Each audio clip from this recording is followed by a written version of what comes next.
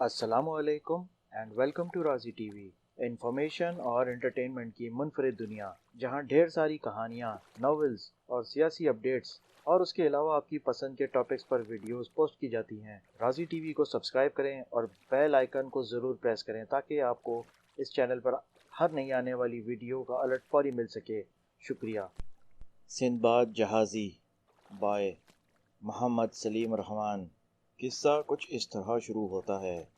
خلیفہ ہارون الرشید کے زمانے میں بغداد شہر میں سندباد نامی ایک غریب آدمی رہا کرتا تھا۔ وہ سامان ڈھو کر اپنی روزی کماتا تھا۔ دن بھر اس کا بس یہی کام تھا کہ یہاں سے بوجھ اٹھایا، وہاں پہنچا دیا، وہاں سے کچھ اور سر پر لادا، یہاں پہنچا دیا۔ اسی لیے وہ سندباد جمال کے نام سے مشہور تھا۔ عربی میں جمال بوجھ اٹھانے والے کو کہتے ہیں۔ ایک دفعہ کا ذکر ہے کہ وہ بہت بھاری بوجھ اٹھائے لشم پشتم چلا جا رہا تھا۔ گرمیوں کے دن تھے، آسمان سے آگ برس رہی تھی۔ چلتے چلتے اس کا گزر ایک سوداگر کی حویلی کے آگے سے ہوا، جو سڑک کنارے ایک خوشگوار سایہ دار جگہ پر بنی ہوئی تھی۔ حویلی کے سامنے جھاڑو دی گئی تھی اور پانی کا چھڑکاؤ بھی کیا گیا تھا۔ سندباد جمال نے یہ دیکھا کہ حویلی کے پھاٹک کے ساتھ ایک بڑی سی بینچ بچھی ہوئی ہے۔ وہ وہیں رک کر تھوڑی دیر سستانے لگا، بوجھ سر سے اتار کر نیچے رکھ دیا، پسینہ پوچھا اور بینچ پر بیٹھ کر سکون سے آرام کرنے لگا۔ پھاٹک سے ٹھنڈی ٹھنڈی ہوا اور خوشبو کی لپٹیں آ رہی تھیں۔ حویلی میں کہیں گیت گائے جا رہے تھے، کہیں باجا بج رہا تھا اور کبوتروں، بلبلوں، فاختاؤں اور چکوروں کی میٹھی میٹھی بولیاں سنائی دے رہی تھیں۔ سارے پرندے چہچہا کر اپنی زبان میں خدا کے گن گا رہے تھے۔ باجوں کے سروں، گانوں والوں کی تالیوں اور تانوں اور چڑیوں کے چہچہوں نے آپس میں گھل مل کر عجیب سا سما باندھ دیا تھا۔ یہ سب سن کر سندباد کا دل باغ باغ ہو گیا۔ وہ اٹھ کر پھاٹک میں جا کر کھڑا ہو گیا اور اندر جھانکنے لگا۔ کیا دیکھتا ہے کہ اندر بڑے ٹھاٹ باٹ سے بارہ دری بنی ہوئی ہے، جس کے بیچ میں پھولوں بھرا چمن ہے۔ ارد گرد بہت سے نوکر چاکر کھڑے ہیں۔ بالکل ایسا معلوم ہوتا ہے جیسے کسی نامی گرامی بادشاہ کا دربار ہے۔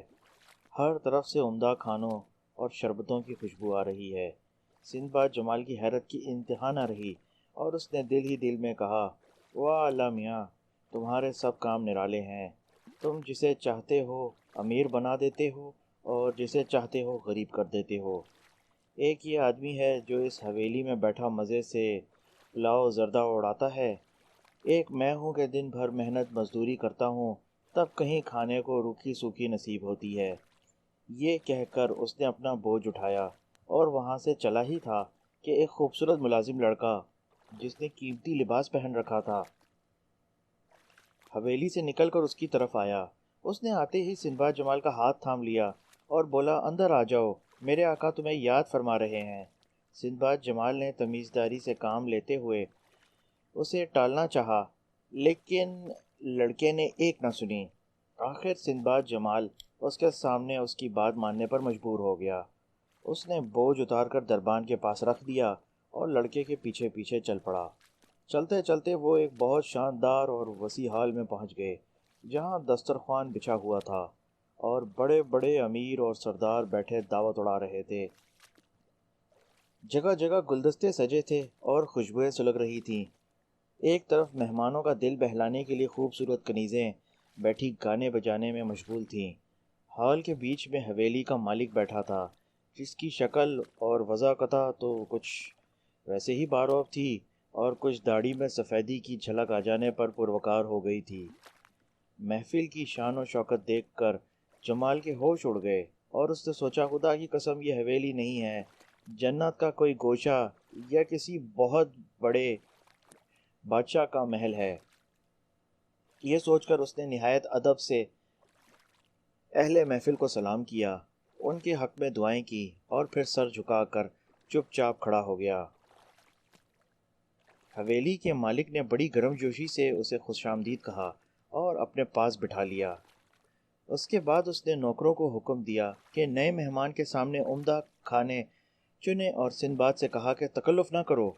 چنانچہ سندباد جمال نے بسم اللہ کر کے کھانا شروع کیا اور ڈٹ کر کھایا۔ جب اس کا پیٹ بھر گیا تو اس نے ہاتھ منہ دھوئے اور حویلی کے مالک کا شکریہ ادا کرتے ہوئے کہا، صاحب آپ نے میزبانی کا حق ادا کر دیا۔ حویلی کے مالک نے کہا، میرے دوست تم جب بھی میرے گھر میں قدم رکھو گے تمہاری اسی طرح خاطر کی جائے گی۔ خدا تمہارا بھلا کرے، ذرا ہمیں یہ تو بتاؤ کہ تمہارا نام کیا ہے اور تم کام کیا کرتے ہو؟ سندباد جمال نے جواب دیا، میرا نام سندباد ہے اور میں بوجھ ڈھونے کا کام کرتا ہوں۔ یہ جواب سن کر حویلی کا مالک مسکرایا اور بولا، واہ بھائی واہ، یہ عجیب اتفاق ہے، میرا نام بھی سندباد ہے۔ مجھے عام طور پر سندباد جہازی کے نام سے یاد کیا جاتا ہے اور لوگ میری سرگزشت سن کر بہت حیران ہوتے ہیں۔ میرے بھائی، ابھی میں تمہیں اپنی آپ بیتی سناؤں گا۔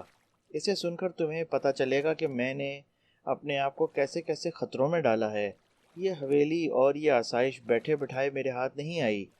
میں نے سینکڑوں جتن کیے، جوکھوں میں پڑا، دنیا جہاں میں مارا مارا پھرا، تب کہیں اتنی شہرت کمائی۔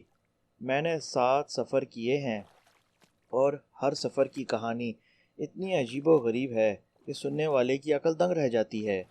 میرے ساتھ جو کچھ پیش آیا وہ میرے مقدر میں لکھا تھا، اور یہ تمہیں پتہ ہی ہے کہ قسمت کا لکھا پورا ہو کر رہتا ہے۔ اس کے بعد سندباد جہازی نے اپنے پہلے سفر نامے کا ماجرا بیان کرنا شروع کیا۔ سندباد جہازی، پہلا سفر نامہ۔ دوستو، تمہیں معلوم ہونا چاہیے کہ میرے والد بغداد کے سب سے بڑے تاجر اور امیر ترین آدمیوں میں سے تھے۔ ابھی میں کم سن ہی تھا کہ ان کا انتقال ہو گیا اور ان کی ساری دولت ورثے میں مجھے مل گئی۔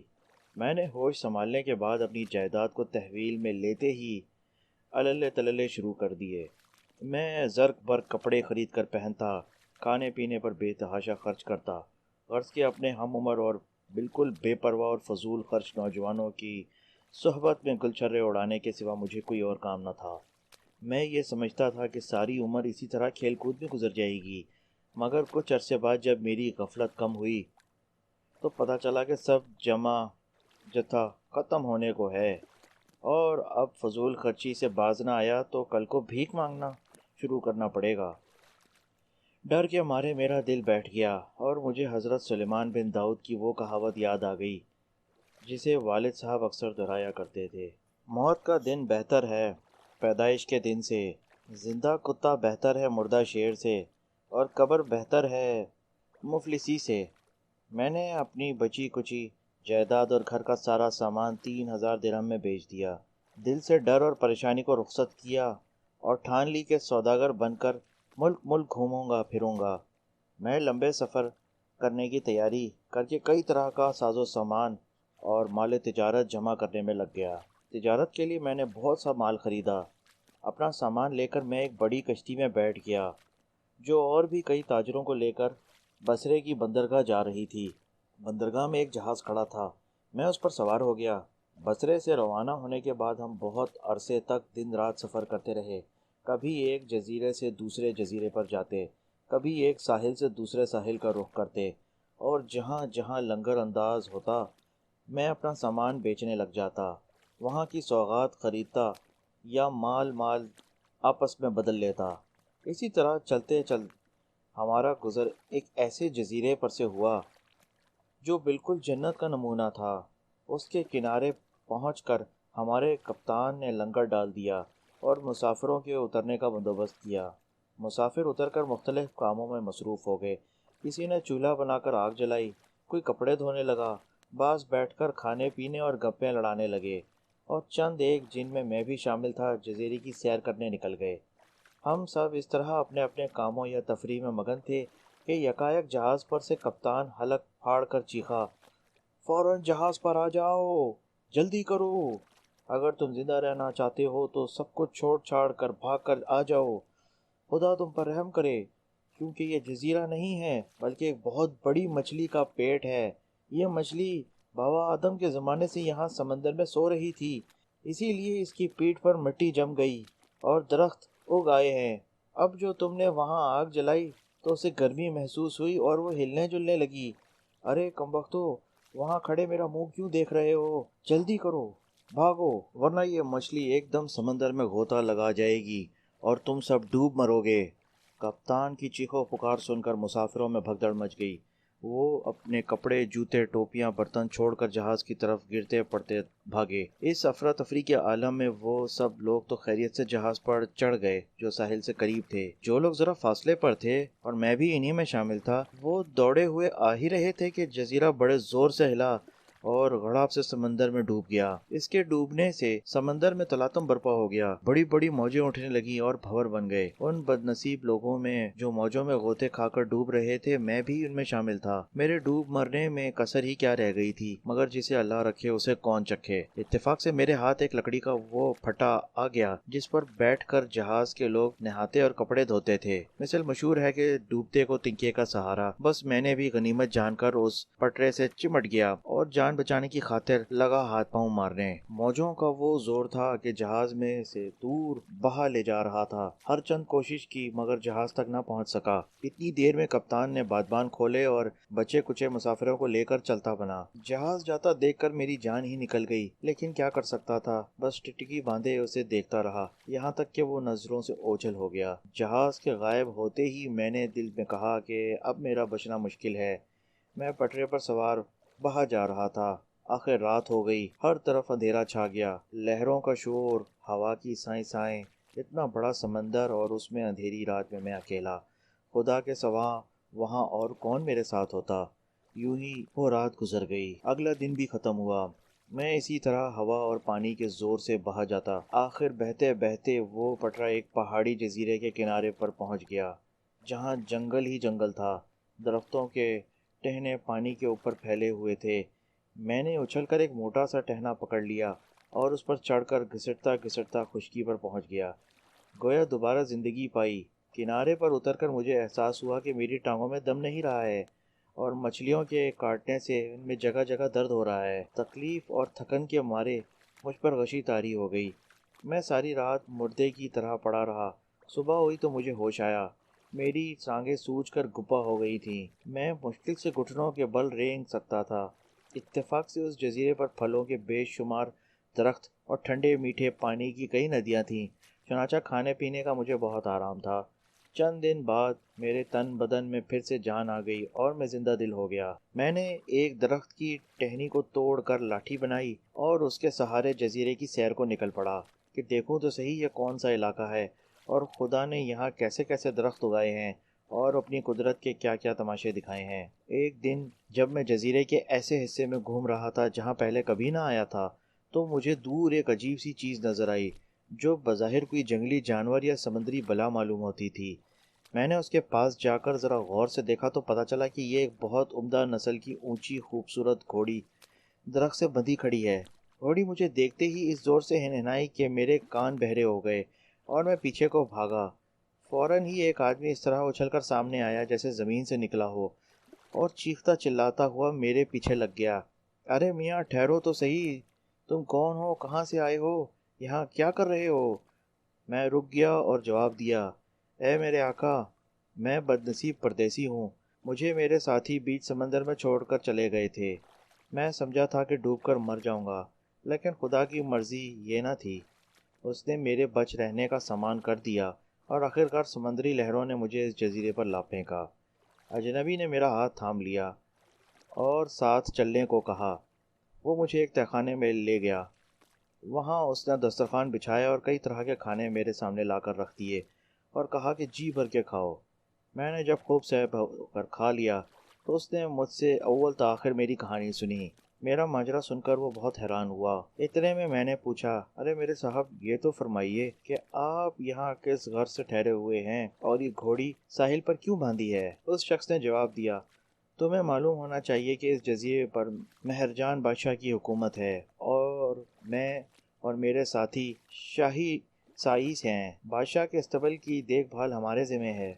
हर महीने चांद की 14वीं तारीख को हम असील घोड़ियां साहिल पर बांधकर इधर ادھر تہ خانوں میں چھپ جاتے ہیں۔ ان گھوڑیوں کی بو سونگھ کر سمندری گھوڑے موجوں سے نکل کر ساحل پر آتے ہیں۔ جب وہ دیکھتے ہیں کہ آس پاس کوئی آدمی نہیں تو گھوڑیوں سے جفت ہوتے ہیں، پھر گھوڑیوں کو کھینچ کر اپنے ساتھ سمندر میں لے جانا چاہتے ہیں۔ اس میں وہ ناکام رہتے ہیں کیونکہ گھوڑیاں مضبوطی سے بندھی ہوتی ہیں۔ کام بنتا نہ دیکھ کر انہیں غصہ آ جاتا ہے اور وہ ہنہنا کر گھوڑیوں کو دولتیاں مارنے لگتے ہیں۔ شور سن کر ہمیں معلوم ہو جاتا ہے کہ سمندری گھوڑے شرارت پر اتر آئے ہیں۔ چنانچہ ہم بھی شور و غل مچاتے ہوئے تہخانوں سے نکل کر ساحل کی طرف دوڑتے ہیں۔ ہمیں آتا دیکھ کر سمندری گھوڑے فوراً سمندر میں کود کر غائب ہو جاتے ہیں اور ہم گیابن گھوڑیوں کو کھول کر اپنے شہر کا راستہ لیتے ہیں۔ ان گھوڑیوں سے جو بچھیرے اور بچھیریاں پیدا ہوتی ہیں ان کا جواب نہیں۔ ایسا معلوم ہوتا ہے کہ پرستان کے گھوڑے گھوڑیاں ہیں۔ خیر یہ باتیں تو ہوتی رہیں گی، تم بیٹھ کر سستا لو۔ اب سمندری گھوڑوں کے برآمد ہونے کا وقت ہوا چاہتا ہے۔ اس کام سے فراغت ہو جائے تو پھر ہم تمہیں اپنے بادشاہ مہرجان کے پاس لے چلیں گے اور اپنا ملک دکھائیں گے۔ یا تمہاری قسمت اچھی ہے جو ہم سے ملاقات ہو گئی، ورنہ ساری عمر اس ویرانے میں کٹ جاتی۔ میں نے اس کی بات سن کر اسے دعائیں دیں اور شکر ادا کیا۔ ہماری بات چیت ختم ہوئی ہی تھی کہ باہر ہنہنانے اور ٹاپیں مارنے کی آوازیں آنے لگیں۔ سائز فوراً اچھل کر کھڑا ہو گیا اور تلوار اور ڈھال نکال کر باہر لپکا۔ میں بھی پیچھے پیچھے ہو لیا۔ باہر پہنچ کر دیکھا تو آس پاس سے بہت سے اور آدمی بھی گھات سے نکل آئے اور میرے ساتھی کی طرح تلواروں اور ڈھالیں بجا بجا کر شور مچانے لگے۔ لوگوں کو آتا دیکھ کر اور اس ادھیڑ بن کو سن کر سمندری گھوڑا گڑبڑایا اور گھبرا گیا۔ جلدی سے سمندر میں اتر گیا۔ ہم اطمینان سے گھوڑی کے پاس بیٹھ گئے۔ تھوڑی دیر میں دوسرے سائز بھی اپنی گھوڑیاں لے کر آن پہنچے۔ مجھے دیکھ کر انہیں تعجب ہوا اور پوچھنے لگے کہ یہ نئی وضع کا آدمی کہاں سے آیا۔ میں نے انہیں بھی اپنا قصہ سنا دیا۔ اس کا کام پورا ہو چکا تھا اور انہوں نے چلنے کی ٹھان لی۔ میں بھی ان کے ساتھ ہو لیا۔ چلتے چلتے ہم سب بادشاہ مہرجان کے شہر جا پہنچے۔ بادشاہ کو جو ہی میرے بارے میں پتہ چلا اس نے مجھے اپنے دربار میں حاضر ہونے کو کہا۔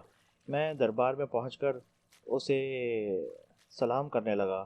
اس نے سلام کا جواب دیا، بڑی مہربانی سے پیش آیا اور کہنے لگا میں بھی تمہاری کہانی سننا چاہتا ہوں۔ میں نے اسے اپنا سفر کا سارا حال سنا دیا۔ وہ بہت حیران ہوا اور بولا، بیٹا تمہاری قسمت اچھی ہے ورنہ تمہیں ڈوب مرنے سے کون بچاتا۔ ہم نے تو کبھی ایسا واقعہ نہیں سنا۔ تمہیں خدا کا شکر ادا کرنا چاہیے۔ اس کے بعد بادشاہ نے میری بہت خاطر تواضع کی اور ڈھارس بندھائی۔ اس نے مجھے اپنے ملک کی بندرگاہ کا بڑا افسر بنا دیا۔ بندرگاہ میں آنے جانے والے جہازوں کی جانچ پڑتال میرے ذمہ تھی اور چنگی میں ہی وصول کرتا تھا۔ میں نے بڑی ایمانداری اور محنت سے کام کیا اور آرام سے رہنے لگا۔ بہتر سے بہتر کھاتا پیتا اور پہنتا۔ میں غریب اور مظلوم لوگوں کی مدد اور بادشاہ سے ان کی سفارش کرنے سے کبھی نہ ہچکچاتا۔ اس بندرگاہ میں میرے جتنے سیاحوں سے ملاقات ہوئی اور عجیب و غریب باتیں سننے اور دیکھنے کا اتفاق ہوا، اگر ان سب کو بیان کر لیا لگوں تو میرا قصہ کبھی ختم ہی نہ ہو۔ ایک روز جو میں بادشاہ مہرجان کے پاس گیا تو دیکھا کہ دربار میں بہت سے ہندو بیٹھے ہیں، سر مڈے ہوئے، بیچ میں صرف چٹیا کے بال، ماتھے پر چندن لگا، بازوؤں پر چھوٹے چھوٹے بت بندھے، گلے میں کالا دھاگا، ریشم زدہ دھوتی اور پاؤں میں کھڑاووں غرض کے عجیب وضع کے لوگ نظر آئے۔ میں بھی بیٹھ کر ان کی باتیں سننے لگا۔ مجھے یہ سن کر بڑی حیرت ہوئی کہ ہندوؤں کے 72 فرقے ہیں اور ذات پات کا بہت زیادہ خیال رکھا جاتا ہے۔ اس علاقے کی ایک عجیب بات یہ ہے کہ مہرجان بادشاہ کے ملک کے پاس ایک جزیرہ ہے جہاں سے رات کے وقت ڈھول اور ڈف بجنے کی آوازیں آیا کرتی ہیں۔ کسی کو معلوم نہیں کہ اس ڈھول دھماکے کا کیا راز ہے۔ البتہ سیاحوں کی زبانی مجھے اتنا پتہ چلا کہ اس جزیرے پر ایک نہایت محنتی اور سمجھدار قوم آباد ہے۔ اسی علاقے کے سمندر میں ایک مرتبہ میں نے مچھلی دیکھی جو 100 گز لمبی تھی۔ وہاں ایک ایسی مچھلی بھی پائی جاتی ہے جس کا منہ بالکل الو جیسا ہوتا ہے۔ سمجھ میں نہیں آتا کہ آپ لوگوں کو کیا کیا بتاؤں۔ ایک سے ایک انوکھی چیز وہاں میں نے دیکھی۔ اگر بیان کرنے کی ٹھان لوں تو سناتے سناتے کئی برس گزر جائیں۔ اس بندرگاہ میں میرا قیام اس خواب کی مانند تھا جس میں عجیب عجیب منظر دکھائی دیتے تھے۔ اس کا مطلب یہ نہیں کہ میں بغداد کو بھول گیا تھا۔ مجھے ہر وقت اپنے وطن، گھر بار، رشتہ داروں اور دوستوں کی یاد ستایا کرتی تھی۔ بار بار یہی خیال آتا کہ میں اب شاید واپس جانا چاہوں بھی تو نصیب نہ ہوگا۔ بندرگاہ میں آنے والے ہر سوداگر، سیاح اور ملاح سے میں یہی پوچھتا کہ کیوں بھائی کچھ پتہ ہے بغداد یہاں سے کتنی دور ہے؟ مجھے ہمیشہ یہی جواب ملتا، بغداد؟ یہ نام میں نے آج ہی سنا ہے۔ جوں جوں دن گزرتے گئے میرا جی اچاٹ ہوتا گیا۔ ایک دن کا ذکر ہے، میں اپنا عصا لیے سمندر کے کنارے کھڑا تھا کہ ایک بہت बड़ा सा जहाज़ जिस पर बहुत से सौदागर थे आकर बंदरगाह में लंगर अंदाज हुआ। जहाज़ के अमले ने सामान उतारना शुरू किया और मैं कायदे के मुताबिक सामान की फहरिस्त बनाने लगा। जब अमला सामान उतार चुका तो मैंने जहाज़ के कप्तान से पूछा, अब तुम्हारे जहाज़ में कोई चीज़ तो नहीं रह गई? कप्तान ने जवाब दिया, जनाब थोड़ा सा सामान जहाज़ पर और है। उस सामान का मालिक सफ़र के दौरान समंदर में डूबकर मर गया था। ये गोया अमानत है जो मेरे पास है। उसे बेचकर जो रुपया मिलेगा हम मरहूम के घर वालों को पहुंचा देंगे। बेचारा बगदाद का रहने वाला था। मैंने पूछा, उस सौदागर का नाम क्या था? कप्तान बोला, सिंदबाद। मैंने अपना नाम सुनकर उसे गौर से देखा तो पहचान लिया कि वही आदमी था जिसके जहाज़ पर मैं सवार था। खुशी का नारा लगाकर मैंने कहा, अरे यार हद हो गई भाई, तुमने पहचाना नहीं? मैं सिंदबाद ही हूँ जिसे तुम समंदर में गोता खाता छोड़ आए थे। जब उस मछली ने जो जजीरा बनी हुई थी गोता लगाया तो और लोग डूब गए, मगर मैं खुदा की मेहरबानी से लकड़ी के एक तख्ते पर सवार बहता बहता इस मुल्क तक पहुँच गया। यहाँ के बादशाह की इनायत से मैं बंदरगाह का बड़ा अफसर बन गया हूँ। अब तुम्हें यकीन आया कि मैं सिंदबाद हूँ? जहाज़ पर सवार जो सामान बाकी रह गया है वो मेरा है, तुम मेरे हवाले करो। कप्तान ने यह सुनकर सर पीट लिया और बोला, गज़ब खुदा का! मालूम होता है कि अब दुनिया से ईमानदारी और सच्चाई उड़ गई है। एक आदमी के मरने का जिक्र आ गया तो उसका माल हथियाने के लिए इस तरह के बहाने बनाने लगा। जा जा ये झांसा किसी और को दे। हमने अपनी आंखों से सिंदबाद को डूब कर मरते देखा है, कहीं मुर्दे भी जिंदा होते हैं? हम सिंदबाद का माल तुझे हरगिज़ न देंगे। मैंने कहा, कप्तान साहब खफा ना हो, ज़रा मेरी बात तो सुनो। मैं साबित किए देता हूँ कि मैं सिंदबाद हूँ। इसके बाद मैंने सफ़र के सारे हालात और कप्तान और दूसरे मुसाफिरों के सामने जब बयान किए कि किस तरह हम बसरे से रवाना हुए, कहाँ कहाँ गए, कब उस जजीरे पर पहुँचे, हमारे कई साथी डूब कर मर गए और मैं जहाज़ से बिछड़ गया। इसके अलावा एक दो बातें ऐसी थी जिनका मेरे और कप्तान के अलावा किसी और को इल्म न था। वो बातें भी मैंने ज़ाहिर कर दी। सफ़र का हाल और राज की बातें सुनकर उन सबको मेरे सिंदबाद होने का यकीन आ गया और उन्होंने मुझे पहचान लिया। वो बोले, खुदा की कसम हमें पूरा यकीन था कि तुम डूब गए हो। हैरत है कि तुम बच निकले। खुदा ने तुम्हें नई ज़िंदगी अता की है। मेरा सामान जहाज़ पर से उतारा गया और मुझे देखकर बड़ी खुशी हुई कि सारी पेटियां इसी तरह बंधी हुई थी जैसे मैंने उन्हें छोड़ा था। हर पेटी पर मेरा नाम लिखा हुआ था। मैंने सामान खोलकर बहुत सी उम्दा और कीमती चीज़ें निकालीं और फिर इन्हें उठवाकर बादशाह मेहरजान के पास ले गया। मैंने कहा, मेरी तरफ से ये हकीर तोहफे कबूल कीजिए। मैं आपको एक खुशखबरी सुनाने आया हूँ। मेरा खोया हुआ माल असबाब आप मुझे मिल गया है। फिर मैंने उसे सारा किस्सा सुनाया, जिसे सुनकर बादशाह बहुत हैरान हुआ और कहने लगा, तुम्हारा मौत के मुंह से निकल कर हमारे मुल्क पहुंच जाना ही बड़ा अजूबा था, लेकिन यह नया वाक़या तो और भी अजीब है।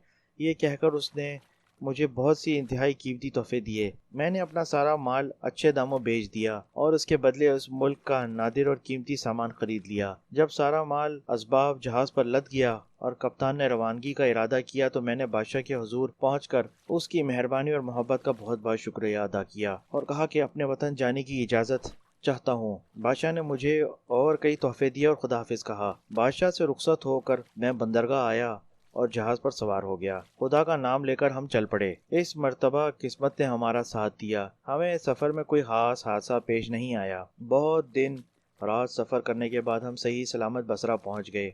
मैंने चंद दिन वहां क़याम किया और फिर अपना माल लेकर बगदाद का रास्ता लिया। वतन पहुंचकर मुझे जितनी खुशी हुई मैं बयान नहीं कर सकता। मेरे घर पहुंचने की खबर फैली तो सारे दोस्त अहबाब और रिश्तेदार दौड़े दौड़े मुबारकबाद देने आए। मेरे पास अब दौलत की कमी तो कोई न थी। मैंने बहुत से नए मकान और ज़मीनें खरीद ली, सैकड़ों आदमी मुलाजिम रख लिए, तिजारत करके खूब पैसा कमाया। कोई दिन ऐसा ना जाता कि जब मैं अपने दोस्तों की दावत ना की हो। वो जो किसी ने कहा है कि हर रोज़ ईद है, हर रोज़ ईद है, हर शब शब बारात है, वही हाल मेरा था। सफ़र की मुसीबतें, परदेस के दिन रात, सब किसी सुनी हुई कहानी की तरह थे। कभी भूल कर भी उधर ख्याल ना जाता था। सिवाय गुलछर्रे उड़ाने के और कोई काम ना था भाइयों। ये थी मेरे पहले सफ़र की कहानी। खुदा ने चाहा तो आप लोगों को अपने दूसरे वाक़ये का और अपने अगले सफ़रनामे का किस्सा ज़रूर सुनाऊंगा। ये कहकर सिंदबाद जहाज़ी खामोश हो गया और शाम का अंधेरा छा गया। हाल में फानूस रोशन किए गए और दोबारा दस्तरखान बिछाया गया। सिंदबाद जहाज़ी ने सिंदबाद जमाल से कहा कि मियाँ अब तुम रात का खाना खा कर जाना। सबने सामने चुने हुए खानों के साथ पूरा पूरा इंसाफ किया।